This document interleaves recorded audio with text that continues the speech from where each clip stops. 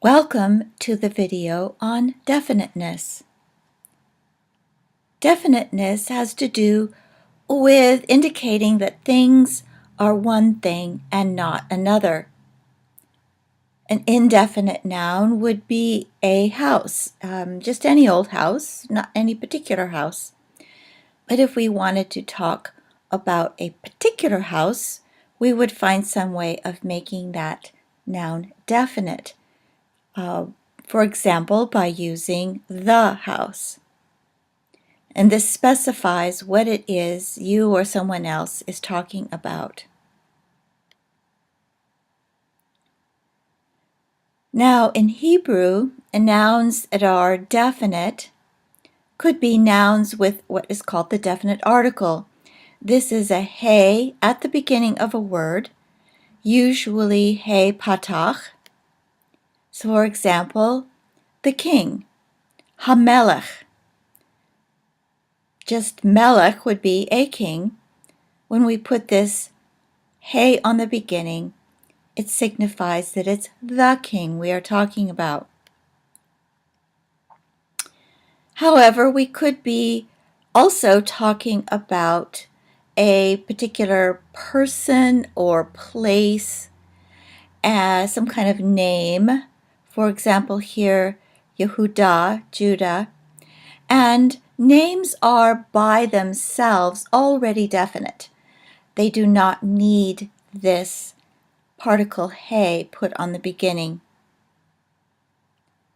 Another way of talking about definiteness has to do with nouns that have a possessive pronoun suffix. For example, the word bayit can take a suffix indicating who the house belongs to. For example, his house, beito. Now, with the definite article, sometimes the vowel underneath the definite article changes. It's quite often patak, but it could be other vowels in particular situations. You don't really have to worry about that because the Bible software will tell you whether it's the definite article or not. It is usually the following consonant that doubles. This is shown by the dagesh in the middle of the letter, unless it is a consonant that is guttural. There is no indefinite article as in English. If a noun in a narrative has no definite article, or it is not a name, or it is not a noun with a possessive suffix, we can assume that it is indefinite. However, the definite article is used less frequently in poetry. So to determine if a noun is definite, one must depend on context. Now again, let's look at some examples in a real Hebrew text within accordance. So if we look at this particular word that starts here, we notice that it is a noun. It's a proper noun, Israel. So this is an example of a definite noun. It doesn't have the definite article in front of it. It does not need it because it is a name. If we go to this word at the end, aron, we notice that right in front of it is a hey. It is the particle. They call it a particle.